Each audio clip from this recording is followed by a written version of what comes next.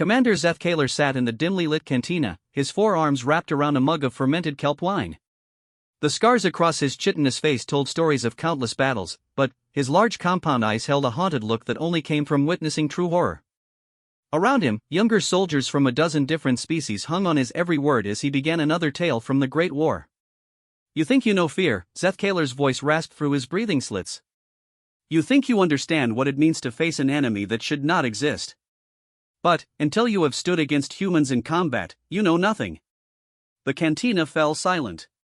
Even the bartender, a massive Gorvok with arms like tree trunks, stopped polishing glasses to listen.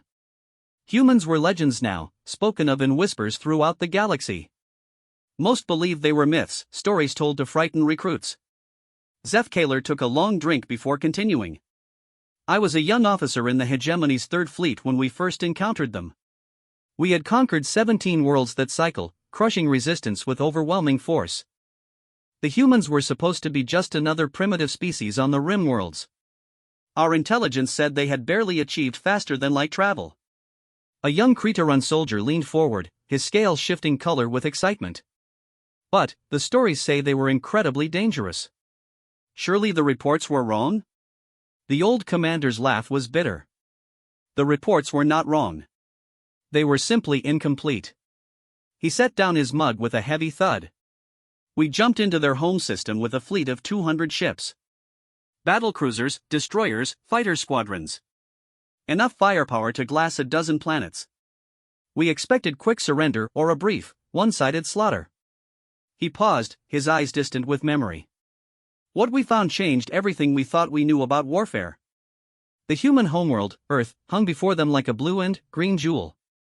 Zethkaler had been on the bridge of the flagship Dominion's Fist when they dropped out of hyperspace. Admiral Kruntek had been confident, already planning the victory celebration. Look at that pathetic collection of metal, the Admiral had sneered, pointing at the human defense fleet. Roughly 50 ships of primitive design hung in Earth's orbit. They looked like they were built in scrapyards. Zethkaler had agreed. The human vessels were ugly things, angular and brutal-looking, with exposed weapon mounts and armor plating that seemed hastily welded.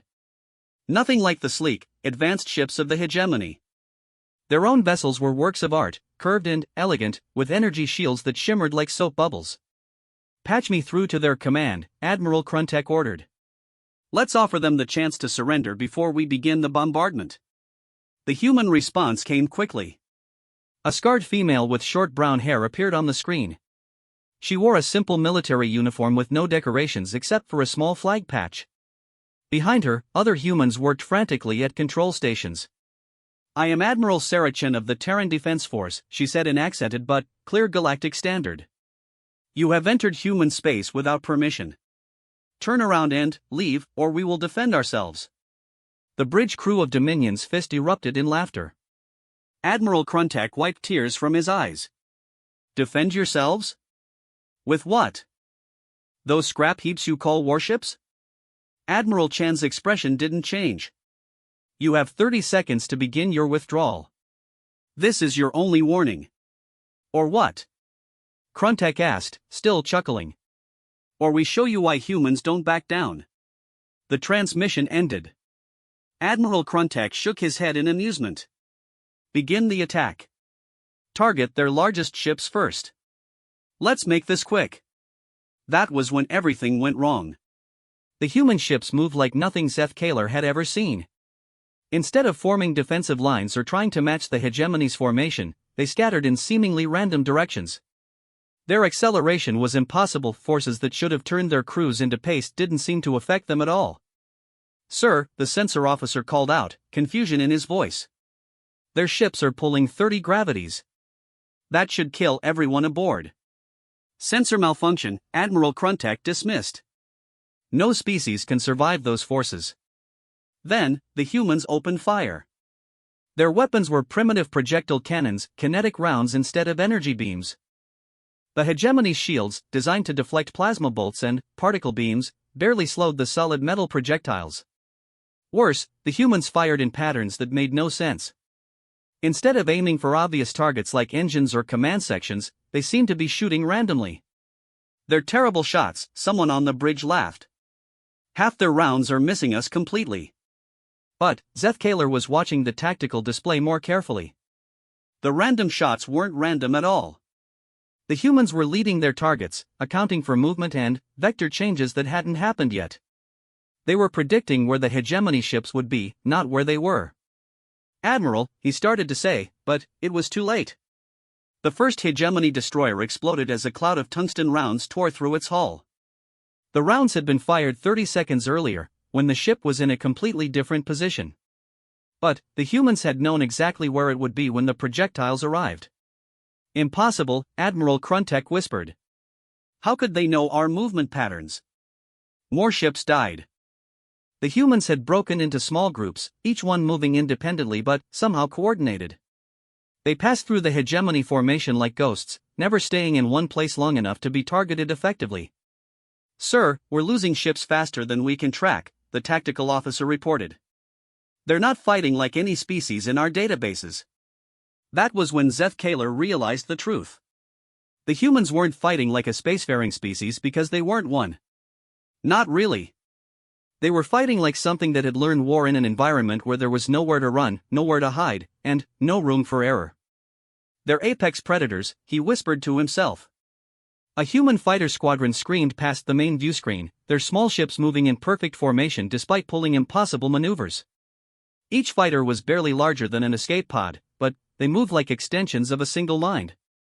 As they passed, one pilot rolled his craft and looked directly at the bridge of Dominion's fist. Even through the armor glass viewport and across the void of space, Zethkaler could see the human's eyes. There was no fear there. No hesitation. Just cold, calculating intelligence and something else, something that made the commander's carapace crawl with instinctive terror. The human was enjoying this. "All ships, concentrate fire on the enemy flagship." Admiral Kruntek screamed into his communicator. "Bring down their command vessel." But the human ships had already moved. Admiral Chen's flagship, a massive but crude-looking vessel called Terra's Fury, slid between two hegemony battlecruisers like it was dancing. Its guns spoke with mechanical precision, sending streams of projectiles that found gaps in armor the hegemony designers had thought impossible to exploit. "Sir," the communications officer said, his voice high with panic. "We're receiving a transmission from the human flagship." "Put it on screen," Kruntek snarled. Admiral Chen appeared again, but now her ship's bridge showed signs of battle. Sparks flew from damaged consoles, and several of her crew wore bandages. But the human commander looked completely calm. "Admiral Kruntek," she said, pronouncing his name perfectly despite its complex consonants. "You have approximately 40 ships left. We've studied your tactics for the past 6 months, ever since our scouts detected your fleet movements in this sector." Kruntek's face went pale. "Impossible. Our approach was classified at the highest levels." Chen smiled, and the expression was nothing like the diplomatic smile Zethkaler had seen from other species. This was the smile of a predator that had been stalking its prey for a long time. "Admiral, you're dealing with humans now. We've been fighting wars since before we had metal. We've perfected killing each other for thousands of years. You think a few months of space battles taught us something new?" She leaned forward. "We've been preparing for you specifically. Every ship in your fleet, every weapon, every tactical doctrine, we know it all." "How?" Kruntek demanded. "Because humans don't just fight wars," Chen replied. "We study them. We analyze them. We turn warfare into a science." Her smile grew wider. "And you just became our test subjects." The transmission cut, and immediately the human attack intensified. But now Zethkaler could see the pattern. The humans weren't just fighting, they were experimenting. Each attack was slightly different, testing new approaches, gathering data. They were using the battle itself as a laboratory to understand how hegemony ships and crews responded to pressure. "Sir, we need to retreat," Zethkaler said urgently. "They're not trying to win quickly. They're trying to learn everything they can about us." Admiral Kruntek's pride was too strong. "We outnumber them 4-1. How can primitives defeat the hegemony's finest fleet?" As if to answer him, a human torpedo struck Dominion's fist amidships. But it wasn't a normal torpedo. Instead of exploding, it burrowed into the hull and began broadcasting data back to the human fleet. Within seconds, every human ship adjusted its targeting to exploit the weaknesses the torpedo had discovered. They're not primitives, Zeth Kaler realized with growing horror. There's something worse. The battle raged for 6 more hours. By the end, only 12 hegemony ships limped away from Earth's system. The humans could have destroyed them all, but they chose not to. Instead, they let the survivors go, knowing that the stories they would tell would spread fear throughout the galaxy. Zeth Kaler had been on one of those surviving ships, and the memory still haunted him every night. In the cantina, the young soldiers stared at him with wide eyes. The Creteron soldier's scales had turned a pale yellow, the color of fear among his species. But that was just one battle, the youngster whispered. Surely the hegemony learned from the encounter? Zeth Kaler's bitter laugh filled the air again. Oh, we learned. We learned that everything we thought we knew about warfare was wrong. But the humans learned something too. He took another drink, his hands shaking slightly as he remembered. They learned that the galaxy was full of species who thought they were the apex predators of space. And humans decided to prove them wrong. The old commander looked around the table, meeting each pair of eyes. What I just told you was the first encounter. The opening shot in a war that would reshape the galaxy. And, compared to what came next, that battle at Earth was gentle. He stood up slowly, his joints creaking with age and old injuries. The humans had been preparing for us for months before that battle. But we gave them something even more valuable, we gave them targets. As he walked toward the cantina's exit, his voice carried back to the stunned soldiers. Tomorrow night, I'll tell you about the Battle of Proxima Station, when we learned that humans don't just fight to win. Sometimes, they fight to send a message. The cantina remained silent long after he left, each soldier lost in their own thoughts. Outside, the stars wheeled overhead, the same stars that had witnessed humanity's rise from a single world to the most feared warrior species in the galaxy. None of them noticed the small, simple ship that had landed at the spaceport earlier that day. Its hull was angular and brutal-looking, with exposed weapon mounts and armor plating that seemed hastily welded. In its cargo bay, a human woman reviewed intelligence reports about increased military activity in the sector. Admiral Sarah Chen was older now, her hair gray and her face marked by years of command. But her eyes held the same cold intelligence that had terrified Zeth Kaler all those years ago. Status report, she said quietly into her communicator. 37 species have requested non-aggression pacts this month, came the reply. The hegemony's former colonies are declaring independence at an average rate of 3 per day.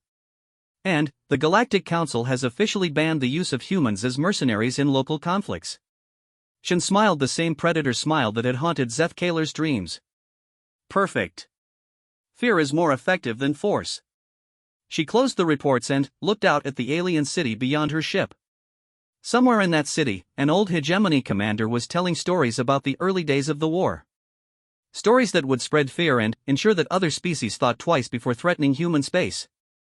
Let them tell their tales, she whispered to herself.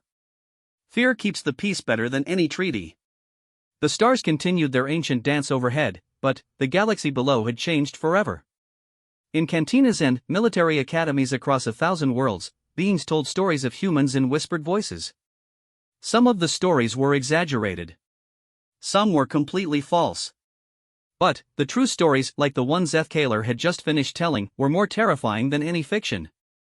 Because they were only the beginning. The next evening, Commander Zeth Kaler returned to the cantina as promised. Word had spread about his stories, and now the place was packed with beings from across the galaxy. Veterans, active military personnel, and even some civilian researchers had come to hear the old warrior's tales. The air was thick with the scent of various breathing gases and the tension of anticipation. Zeth Kaler made his way to the same table, noting how the crowd parted before him. His reputation as one of the few beings to survive multiple encounters with human forces had grown over the years. Some whispered that he was cursed, others that he was blessed. He knew the truth was simpler, he had learned to respect an enemy that others underestimated. You came back, the young Creteron soldier said, his scales shifting to a nervous orange pattern. I gave my word, Zeth Kaler replied, settling into his chair. The cantina fell quiet as beings strained to hear his words. Tonight, I tell you about Proxima Station, and the day we learned that humans don't fight wars the way we do. He paused to order his usual drink, then began the tale that had haunted his dreams for decades. After the disaster at Earth, the Hegemony High Command had called an emergency session. Fleet Admiral Vostreth, the supreme commander of all hegemony forces, had summoned every surviving officer who had faced the humans. They met in the Great War Room on Hegemony Prime, a vast chamber dominated by a three-dimensional display of the galaxy. "Explain to me," Admiral Vostreth had said, his voice cold with barely controlled fury, "how a single primitive species destroyed the Third Fleet." The survivors had tried to explain what they had witnessed. The impossible maneuvers, the predictive targeting, the way human ships seemed to know exactly where to strike for maximum effect. But their reports sounded like fantasies, even to themselves. "You're telling me," Admiral Vostreth continued, "that these humans can predict our movements? That they can survive accelerations that would kill any sane being? That their primitive kinetic weapons somehow penetrated our finest shields?" Seth Kaler had stood to speak. "Sir, with respect, we need to reconsider our entire approach to the human question. They're not fighting like any species we've encountered before." "Nonsense," Vostreth snapped. "They got lucky. They caught us by surprise. It won't happen again." That had been the hegemony's first mistake, assuming that luck had played any role in their defeat. The second mistake was deciding to prove their superiority by attacking Proxima Station. Proxima Station was humanity's newest deep space outpost, built around a red dwarf star at the edge of human space. Intelligence reports suggested it was lightly defended, perhaps a dozen ships and a small garrison. The hegemony decided to make an example of it, showing the galaxy that the defeat at Earth had been a fluke. They assembled a massive force for the attack. 5 full battle groups, over 300 ships, including the newest class of hegemony dreadnoughts. The plan was simple: jump in, destroy everything human, and broadcast the victory across the galaxy. A clear message that the hegemony remained the dominant power. Seth Kaler had been assigned to the command ship Eternal Dominion as Admiral Vostreth's tactical advisor. As they prepared to jump to Proxima, he had felt a growing sense of unease. The humans had had 6 months to prepare since the battle at Earth. What had they been doing with that time? The jump to Proxima Station should have been routine. Drop out of hyperspace, deploy in standard battle formation, demand surrender, then begin bombardment. Simple, clean, overwhelming force applied with precision. Instead, they jumped directly into hell. The first sign that something was wrong came from the sensors. Where intelligence had promised a lightly defended station, they found a fortress. Proxima Station had grown into a massive complex of interconnected platforms, weapons arrays, and defensive structures. But that wasn't the worst part. "Sir," the sensor officer called out, his voice tight with confusion, "I'm reading massive gravitational anomalies throughout the system. The humans have been moving asteroids." Admiral Vostreth frowned. "Moving asteroids? For what purpose?" The answer came within seconds as the first rocks began to move. What the sensors had initially dismissed as natural debris were actually perfectly positioned weapons. Thousands of asteroids, each equipped with simple thruster systems, began accelerating toward the hegemony fleet. "Impossible," Vostreth whispered. "The amount of energy required to move that much mass." "They're not using energy weapons," Seth Kaler realized with growing horror. "They're using physics itself as a weapon." The asteroids weren't random chunks of rock. Each one had been carefully selected, hollowed out, and filled with tungsten rods. When they impacted hegemony ships at a significant fraction of light speed, the results were devastating. Shields designed to deflect energy simply couldn't handle the raw kinetic force.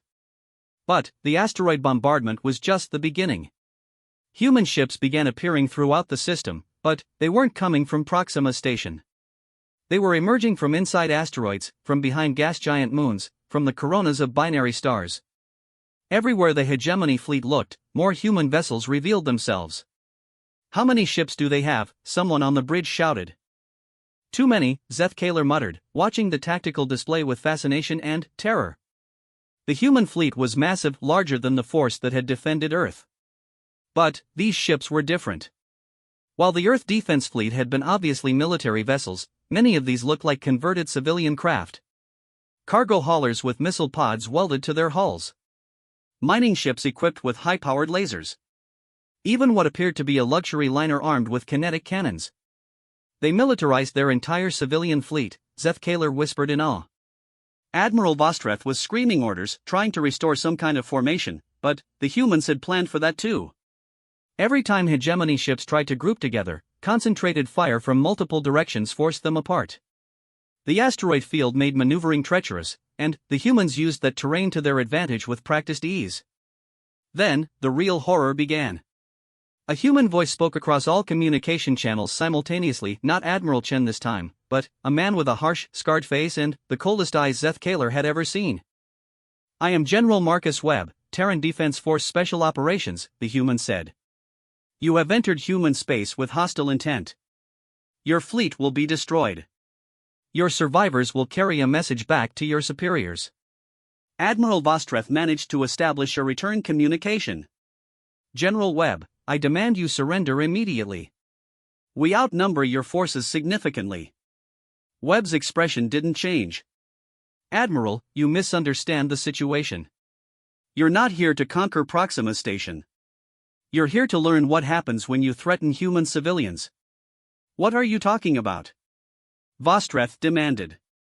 "Proxima Station houses approximately 50,000 human families. Workers, researchers, children." Webb's voice grew colder. "When we detected your fleet formation 6 weeks ago, we realized you were planning to destroy them all as an example. So we decided to send a different message." The human general gestured, and the tactical display shifted to show the entire system. Red markers appeared around every human ship, indicating weapon locks. "Every ship in your fleet is already targeted," Webb continued. "We've been tracking you since you entered the system. But we're not going to simply destroy you. That would be too quick. Too clean." Admiral Vostreth's face went pale. "What do you mean?" "We're going to dismantle your fleet piece by piece. We're going to show you exactly how outmatched you are. And we're going to make sure you understand why threatening human civilians was the worst mistake your species has ever made." The systematic destruction that followed was unlike anything in Zeth Kaler's experience. The humans didn't fight like soldiers, they fought like surgeons. Each attack was precise, calculated, designed to disable rather than destroy. They targeted engines first, leaving ships helpless but alive. Then, they systematically stripped away weapons, shields, and communications. They're not trying to win quickly, Zeth Kaler realized. They're making a point. The hegemony crews found themselves trapped in dead ships, watching as human vessels moved with impossible coordination. The humans used their converted civilian craft like wolves in a pack, with each ship knowing exactly what the others would do without apparent communication. "How are they coordinating so effectively?" the communications officer asked in bewilderment. "We're intercepting virtually no radio traffic between their ships." Zeth Kaler studied the patterns of movement and felt a chill run through his carapace. They're not communicating because they don't need to. Look at their formation patterns, they're identical to Earth pack hunting behaviors. "Pack hunting?" Admiral Vostreth asked. "Humans evolved as persistence hunters on a world full of predators. They learned to work together instinctively, without communication, because noise would alert their prey." Zeth Kaler's voice was barely a whisper. "They're not fighting us. They're hunting us." The battle continued for 12 hours. Not because the humans couldn't end it quickly, but because they chose not to. Every hegemony ship that tried to escape found its path blocked by asteroids that seemed to move at exactly the right moment. Every attempted regrouping was countered by human forces that appeared to know the hegemony's intentions before they were even implemented. But the most terrifying moment came when Admiral Vostreth tried to target Proxima Station itself. "If we cannot win," he snarled, "we will at least complete our mission. All ships, concentrate fire on the station." The response was immediate and overwhelming. Every human ship in the system opened fire simultaneously, not with their main weapons, but with precision instruments that targeted specific systems on hegemony vessels. Within seconds, every weapon on every hegemony ship was disabled. General Webb's voice returned to the communications channel. "Admiral, you just made a mistake. Up until now, we were conducting a military operation. The moment you threatened civilian targets, this became personal. The humans had been holding back." Zeth Kaler realized this with growing horror as the true human fleet revealed itself. Massive battleships emerged from behind Proxima's star, their hulls scarred from battles that hegemony had never heard of. Ships that looked like they had been designed by beings who understood warfare at a level that transcended mere military tactics. You see, Webb continued, humans don't just fight wars to win territory or resources. We fight wars to protect our families. And we're very, very good at it. The final assault lasted exactly 7 minutes. When it was over, the entire hegemony fleet was either destroyed or dead in space. Only 3 ships survived, just enough to carry word back to hegemony space. Zethkaler's ship had been one of those survivors, but not by chance. As they limped away from Proxima Station, he had realized that the humans had deliberately chosen which ships to spare. They had selected vessels with specific crew members aboard, officers who would be believed when they told their stories. They planned this from the beginning, he had whispered to himself. They wanted survivors. They wanted witnesses. In the cantina, Zethkaler finished his drink and looked around at the hushed crowd. The young Creteran soldier was trembling, his scales cycling through colors of fear and confusion. But, surely, the youngster said, surely that was the end of it? The hegemony must have realized the futility of fighting such beings? Zethkaler's laugh was hollow. The hegemony high command decided that the reports from Proxima Station were exaggerated. They convinced themselves that the humans had simply gotten lucky again, that they had used the asteroid field as a force multiplier. He stood up, his joints protesting after hours of sitting. They decided to try a different approach. Instead of direct military confrontation, they would use the one thing they believed humans couldn't defend against: politics. The old commander made his way toward the exit, then paused and looked back at the assembled beings.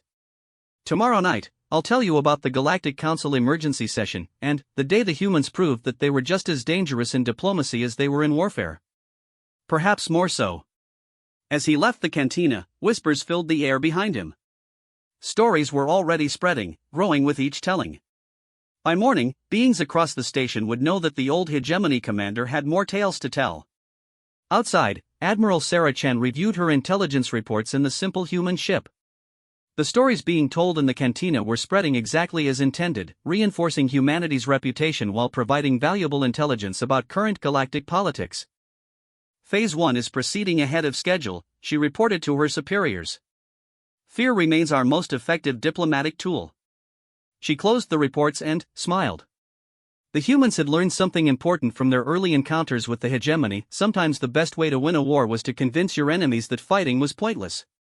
The galaxy was learning to fear humanity not because humans were monsters, but because they were something far worse from a military perspective. They were competent, adaptable, and utterly ruthless when their families were threatened. And the stories were just beginning. The third night brought an even larger crowd to the cantina. Word of Zethkaler's stories had spread throughout the station and beyond. Diplomatic attaches, intelligence officers, and even some species' military leaders had come to hear the legendary commander's accounts. The atmosphere was tense with expectation and barely concealed fear. Zethkaler noticed a group of beings he hadn't seen before, representatives from the Galactic Council itself. Their presence confirmed what he had suspected: his stories were serving a purpose beyond mere entertainment. The galaxy was listening, and the lessons contained within his tales were being studied by those who made policy decisions. He settled into his chair and waited for the crowd to quiet. When he spoke, his voice carried to every corner of the packed establishment. Tonight, I tell you about the day the humans proved that words can be more dangerous than weapons, he began.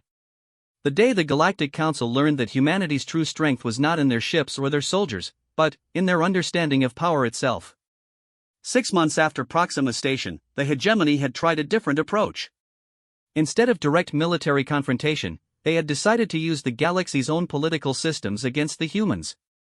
The plan was elegant in its simplicity: convince the Galactic Council that humanity represented an existential threat to galactic peace and security. The evidence seemed compelling. 2 major military defeats, stories of impossible human capabilities, reports of their rapid militarization. The hegemony's diplomatic corps had spent months building a case that humanity needed to be contained before they became a threat to all civilized species. Zethkaler had been present at the Galactic Council emergency session as a military advisor. The Great Council chamber on Nexus Prime held representatives from over 300 species, each with their own concerns about the rising human threat. The humans have demonstrated capabilities that violate our understanding of physics, Ambassador Krelneth of the hegemony had argued. Their ships perform maneuvers that should be impossible. Their reaction times suggest some form of hive mind or artificial intelligence integration. They represent an unknown and, potentially catastrophic threat to galactic stability. Murmurs of agreement rippled through the assembly. The Zephyrian delegates, whose merchant fleets had reported strange encounters with human vessels, nodded their elongated heads. The Crystalline Confederacy's representatives chimed their concern in harmonic frequencies that translated as deep unease. Furthermore, Krelneth continued, they have shown a complete disregard for accepted rules of engagement. They use civilian vessels as military assets. They weaponize civilian infrastructure.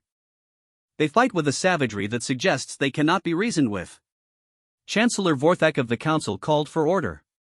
The humans have requested permission to address this assembly. Given the serious nature of the accusations, we will hear their response before making any decisions. That was when everything changed. The chamber's main entrance dilated, and a small group of humans entered. Zeth Kaler recognized Admiral Chen immediately, but she was not leading the delegation. Instead, a tall human male walked at the front, wearing simple civilian clothes and carrying nothing but a small datapad. I am Dr. Marcus Rivera, the human said as he approached the speaker's platform. His voice was calm, measured, and carried easily through the vast chamber without amplification. I serve as humanity's chief diplomatic representative to the Galactic Council. Chancellor Vorthak studied the human with interest. Rivera was unremarkable in appearance, middle-aged, graying hair, kind eyes behind simple glasses. He looked more like a university professor than a representative of the galaxy's newest military power. Dr. Rivera, the Chancellor said, you stand accused of representing a species that threatens galactic peace. How do you respond to these charges? Rivera smiled, and Zeth Kaler felt a chill run through his carapace. It was the same predator's smile he had seen on Admiral Chen, but somehow even more terrifying because it looked so completely harmless. Chancellor, honored representatives, Rivera began, I appreciate the opportunity to address this assembly. The accusations made against humanity are serious, and they deserve serious consideration. He paused, looking around the chamber with the calm confidence of someone who knew exactly what they were doing. However, before we discuss humanity's supposed threat to galactic peace, I think we should examine the actions that led to our current situation. Rivera activated his datapad, and holographic displays appeared throughout the chamber. The images showed detailed intelligence reports, communication intercepts, and military planning documents, all bearing hegemony seals. 6 months ago, the hegemony deployed a fleet of 200 warships to attack our homeworld, Rivera continued conversationally. Their stated intention was to enslave or exterminate our entire species. No declaration of war. No attempt at diplomacy. No provocation on our part. They simply decided that humans should not exist. The hegemony delegation shifted uncomfortably. Ambassador Krelneth rose to object, but Rivera continued speaking. The hegemony has done this before, of course. In the past 50 years, they have conquered or destroyed 17 separate species. Some of those species were members of this very council. New images appeared on the displays, records of hegemony conquest campaigns, each one following the same pattern. Overwhelming force applied without warning, followed by complete subjugation or extermination. The Shaleki, the Mordun, the Crystal Singers of Epsilon Eridani, Rivera listed, his voice growing harder with each name. All extinct now. All former council members. All destroyed by the same species that now claims humans are a threat to galactic peace. The chamber erupted in whispers and nervous translations. Several delegations looked toward their hegemony counterparts with new suspicion. Chancellor Vorthak called for order. Dr. Rivera, while the hegemony's past actions are concerning, they are not the subject of this session. We are here to discuss humanity's military capabilities and their potential threat to what? Rivera interrupted gently. To species that attack us without provocation? To empires that practice genocide as a matter of policy? To a galactic community that has stood by and watched 17 civilizations die without lifting a finger to help them? The human diplomat's words hit the chamber like physical blows. Delegates who had been ready to condemn humanity now found themselves defending their own inaction. You want to know what makes humans dangerous? Rivera asked, his voice carrying easily to every corner of the vast space. It's not our ships. It's not our weapons. It's not our ability to survive accelerations that would kill other species. He gestured, and the displays changed to show footage from the battles at Earth and Proxima Station. But these weren't the tactical recordings the hegemony had provided. These were communications intercepts, showing human commanders making impossible decisions under extreme pressure. What makes humans dangerous is that we refuse to accept that evil should be allowed to exist simply because it's convenient, Rivera said. We refuse to believe that genocide is acceptable as long as it happens to someone else. We refuse to accept that the strong have the right to prey on the weak simply because they can. Ambassador Krelnev finally found his voice. This is propaganda. The humans are deflecting from their own violations of accepted military doctrine. Rivera turned toward the hegemony delegation with the expression of a professor correcting a particularly slow student. Ambassador, you're absolutely right. We do violate accepted military doctrine. Would you like to know why? He activated his datapad again, and new images appeared. These were historical records from Earth, footage of human conflicts spanning millennia. Human military doctrine was not developed for conquering other species, Rivera explained. It was developed for fighting other humans. Do you know what that means? The chamber fell silent, waiting for his explanation. It means our military doctrine was developed for fighting an enemy that was just as intelligent, just as adaptable, and just as ruthless as we are, Rivera continued. For 10,000 years, humans have been refining the art of war against opponents who could think, plan, and react exactly as well as we could. The implications of this statement rippled through the assembly like a shock wave. Species that had developed their military capabilities fighting against primitive neighbors suddenly realized they were facing beings who had spent millennia fighting equals. Every tactic you use, we've seen before, Rivera said, his voice growing colder. Every strategy you employ, we've already countered. Every psychological warfare technique you might deploy, we've used against ourselves for generations. He gestured toward the hegemony delegation. You fight like beings who have never faced an equal opponent. You use overwhelming force because that's all you know. You target civilians because you've never fought an enemy that could strike back effectively. The human diplomat paused, letting his words sink in. Humans fight like beings who know that our enemies are just as dangerous as we are. We've learned to expect the unexpected. We've learned to plan for opponents who can match us move for move. We've learned that the only way to win against a truly dangerous enemy is to be more dangerous than they are. Chancellor Vorthak spoke carefully. Dr. Rivera, are you saying that humanity considers itself to be at war with the Galactic Council? Rivera's expression softened, becoming almost fatherly. Chancellor, humanity has no interest in war with the Council. We have no interest in conquest or empire.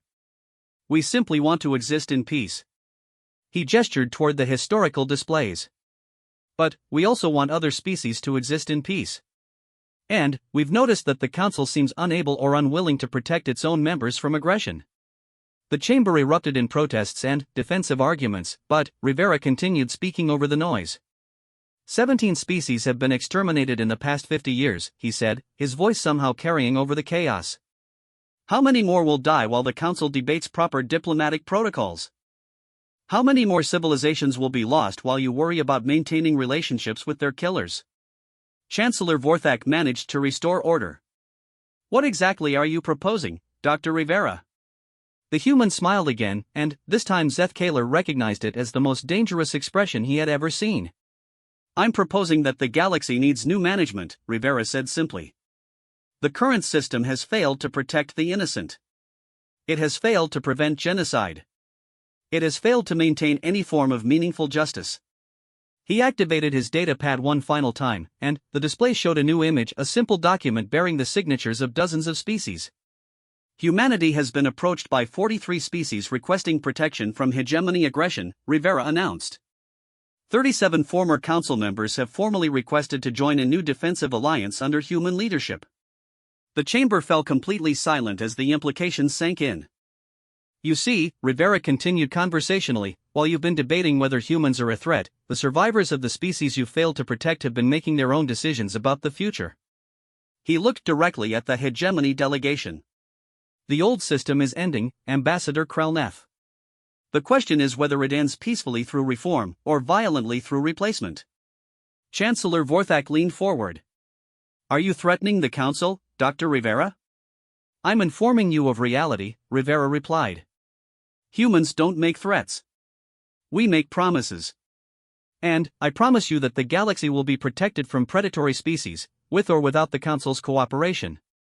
The human diplomat gathered his datapad and prepared to leave. You have one standard galactic year to reform your policies regarding genocidal empires. After that, humanity and its allies will implement our own solution to the problem. As Rivera and his delegation left the chamber, chaos erupted behind them. Some species demanded immediate military action against humanity. Others called for the hegemony to be expelled from the Council. Still others quietly began calculating which side they wanted to be on in the coming conflict. In the cantina, Seth Kaler finished his account and looked around at the stunned faces surrounding him. The Galactic Council representatives in the crowd were frantically making notes and sending encrypted messages to their superiors. That was the day, Seth Kaler said quietly, that the galaxy learned humans were not just warriors. They were politicians, strategists, and leaders who understood power at a level that transcended military force. The young Kritaran soldier managed to find his voice. What happened next? Did the Council reform? Seth Kaler's expression was grim.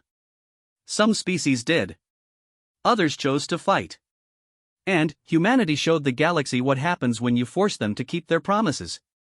As he stood to leave, the old commander looked back at his audience one final time. Tomorrow night, I will tell you about the final battle of the war, the day humanity ended the hegemony empire and established the new order that governs us all today. The cantina remained silent as he left, each being lost in their own thoughts about the implications of what they had heard.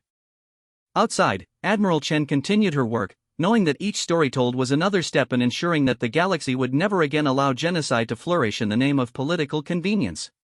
The humans had learned something important from their encounter with galactic politics. Sometimes the most effective weapon was the truth, properly deployed at the right moment. And they had become very good at wielding that particular weapon. The fourth night brought a different atmosphere to the cantina. News of Commander Seth Kaler's previous stories had spread throughout the galactic networks, and now beings from across known space had gathered to hear the conclusion of his account. Military historians, political analysts, and representatives from dozens of species filled every available space. The tension in the air was palpable. Everyone knew they were about to hear the story that had shaped the modern galaxy. Seth Kaler entered to complete silence. Even the bartender had stopped working to listen. The old commander took his seat slowly, his forearms moving with the deliberate care of someone carrying the weight of history. Tonight, I tell you about the end, he began, his voice carrying clearly to every corner of the packed establishment. The day the hegemony empire fell, and the galaxy learned what humans truly meant when they promised to protect the innocent. He paused, looking around at the assembled faces, some eager, some fearful, all completely focused on his words. It began 1 year after Dr. Rivera's speech to the Galactic Council. The humans had kept their promise to wait, to give the existing system a chance to reform itself. But reform never came. The year following the Council emergency session had been one of chaos and positioning. Some species had indeed joined the human-led defensive alliance, while others had doubled down on supporting the existing power structure. The hegemony, rather than accepting the new reality, had decided to demonstrate that humans were not invincible. They had chosen to make their statement by attacking the Kepler colony. Kepler was a joint human-Eltarian research station studying the effects of stellar radiation on developing ecosystems. The station housed 12,000 beings, scientists, their families, support staff, and a small security detail. It was deliberately chosen as a target because it represented everything the humans claimed to stand for: cooperation, peaceful research, and protection of the innocent. The hegemony fleet that attacked Kepler was the largest ever assembled, over 800 ships drawn from every corner of their empire. They came not just to destroy the station, but to broadcast the destruction across the galaxy. The message was clear: human protection meant nothing against sufficient force. Seth Kaler had been aboard the flagship Eternal Victory as Admiral Vostretha's strategic advisor. The admiral had learned from previous encounters and employed new tactics based on human weaknesses observed in earlier battles. The fleet approached Kepler in multiple waves, using long-range bombardment to prevent the humans from closing to their preferred combat ranges. The plan should have worked. Human ships were most effective in close combat, where their superior maneuverability and predictive targeting gave them advantages. By keeping the engagement at long range and using overwhelming numbers, the hegemony believed they could finally prove human vulnerability. We dropped out of hyperspace at maximum weapons range, Seth Kaler told his audience. 800 ships in perfect formation, ready to demonstrate hegemony superiority once and for all. What they found was a single human ship. The vessel hung motionless between the hegemony fleet and Kepler station. It was larger than any human ship they had encountered before, but it followed the same design philosophy: angular, brutal, and completely functional. No elegant curves or decorative elements, just raw functionality made manifest in steel and composite armor. One ship, Admiral Vostreth had said, staring at the tactical display in disbelief. They sent one ship to face our entire fleet? The communications officer looked up from his station. Sir, we're receiving a transmission from the human vessel. Put it through, Vostreth ordered. The main screen shimmered, revealing the bridge of the human ship. Unlike the chaotic, damaged bridges they had seen before, this one was pristine and calm. The crew moved with quiet efficiency, their faces showing no signs of fear or concern. A human woman stepped forward, older than Admiral Chen, with silver hair and the bearing of someone who had commanded fleets across decades of conflict. When she spoke, her voice carried the absolute confidence of someone who knew exactly what was about to happen. I am Fleet Admiral Maria Santos, Terran Defense Force, she said. You are Admiral Vostreth of the Hegemony Empire. It wasn't a question. The human knew exactly who she was addressing. Vostreth leaned forward in his command chair. Admiral Santos, you are outnumbered 800 to 1. Surrender immediately, and we might allow some of your researchers to survive. Santos smiled, and Seth Kaler felt that familiar chill of terror. But this smile was different from the predatory expressions he had seen before. This was the smile of someone who was about to reveal a secret. Admiral, Santos said, I need to correct a misunderstanding. You're not facing one ship. The tactical displays around Eternal Victory's bridge suddenly lit up with new contacts. Ships were decloaking throughout the system, not dozens, but hundreds. Human vessels appeared from behind asteroids, from the shadows of gas giants, from positions that should have been impossible to reach undetected. You're facing the entire human fleet, Santos continued. Every ship we've built. Every weapon we've developed. Every tactical innovation we've created in the 3 years since you first attacked our homeworld. The numbers on the tactical display climbed rapidly. 500 ships. 800. 1,000. The count continued rising until it reached numbers that made the hegemony fleet look small by comparison. Impossible, Vostreth whispered. Our intelligence showed the humans only had a few dozen ships. Your intelligence was deliberately fed false information, Santos replied. We've been planning this encounter for over a year. Every ship you're seeing was built specifically to fight this battle. Admiral Vostreth activated his fleet communications. All ships, prepare for immediate combat. Target the enemy command vessel. I wouldn't do that if I were you, Santos said calmly. New contacts appeared on the displays, massive structures emerging from hyperspace at the edge of the system. They weren't ships in any conventional sense, but enormous platforms bristling with weapons that dwarfed anything in either fleet. Those are our orbital defense platforms, Santos explained. Normally, they're stationed around human colonies. But, for this engagement, we thought it would be useful to demonstrate their capabilities in deep space. One of the platforms fired a single shot, a beam of coherent energy that stretched across the system in the blink of an eye. A hegemony battleship simply ceased to exist, vaporized so completely that its destruction didn't even register on the sensors until seconds later. That was a warning shot, Santos said. Admiral Vostreth, you came here to demonstrate that human protection means nothing. Instead, you're about to learn what human protection actually looks like. The fleet admiral gestured, and the human forces moved. What followed wasn't a battle, it was a demonstration of military capability so overwhelming that resistance became meaningless. The human ships didn't simply attack the hegemony fleet, they dissected it with surgical precision.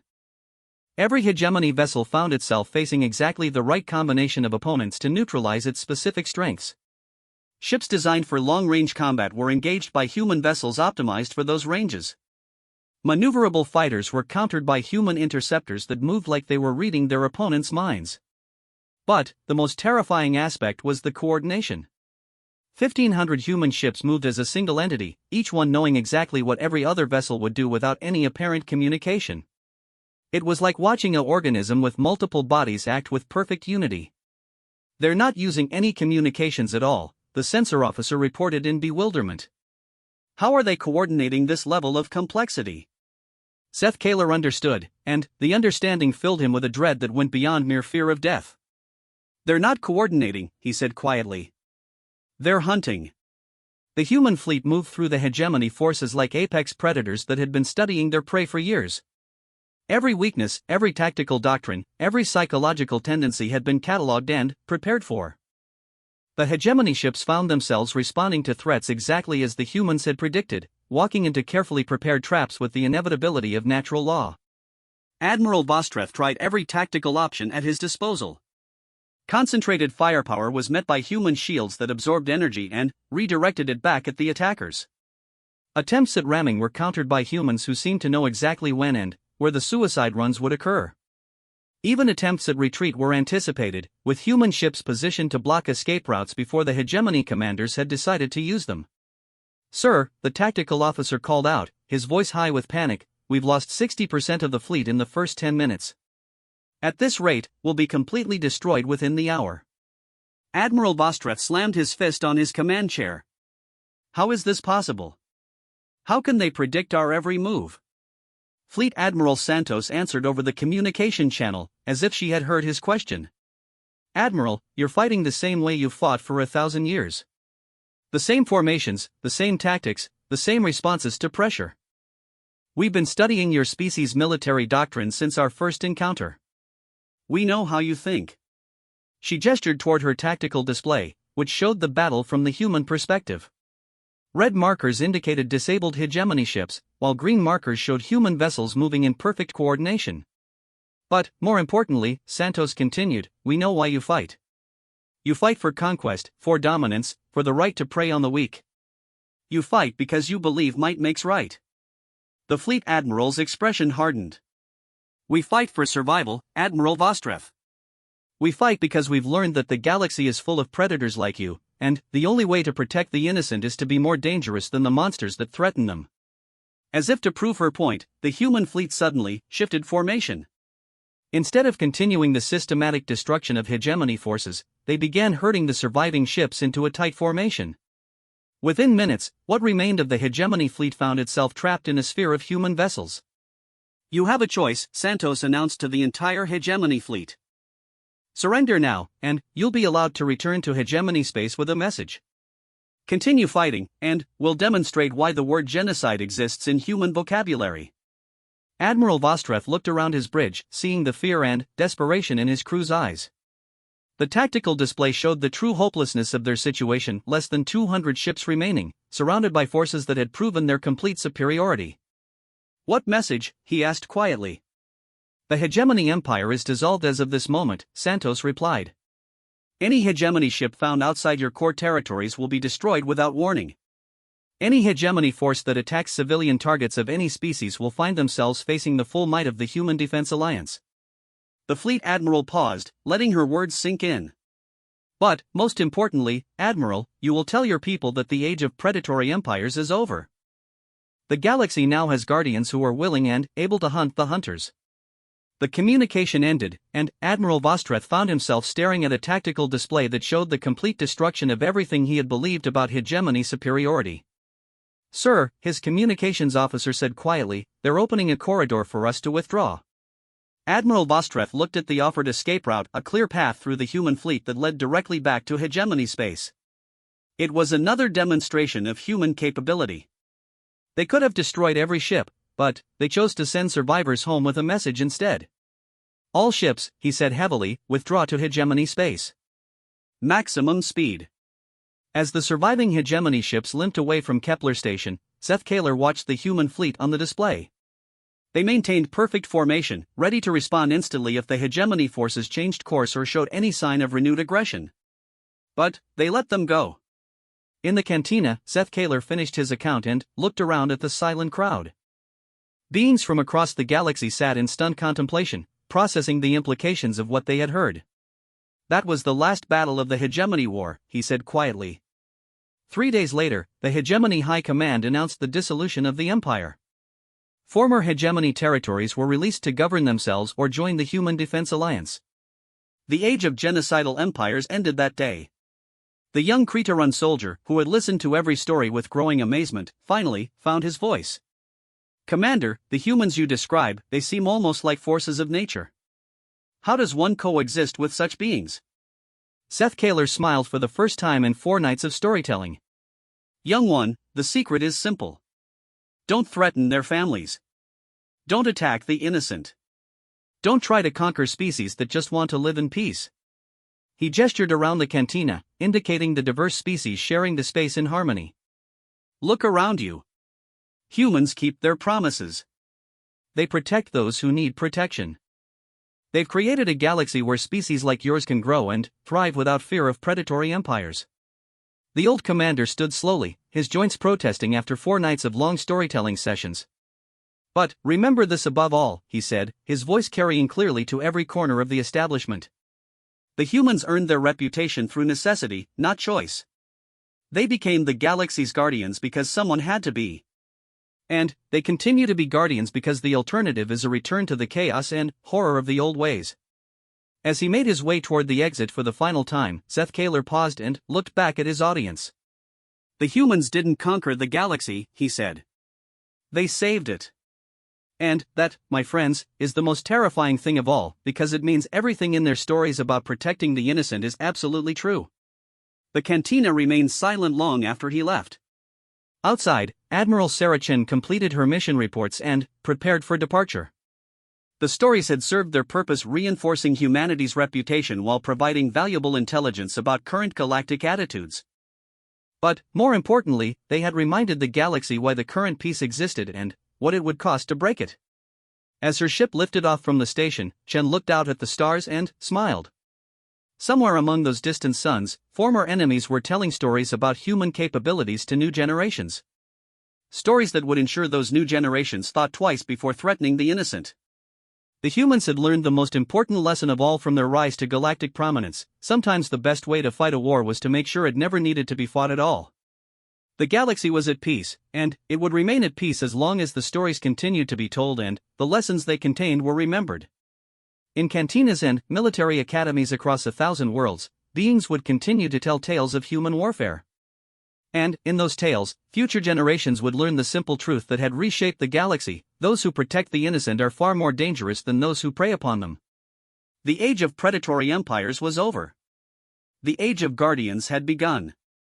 And the humans would make sure it stayed that way.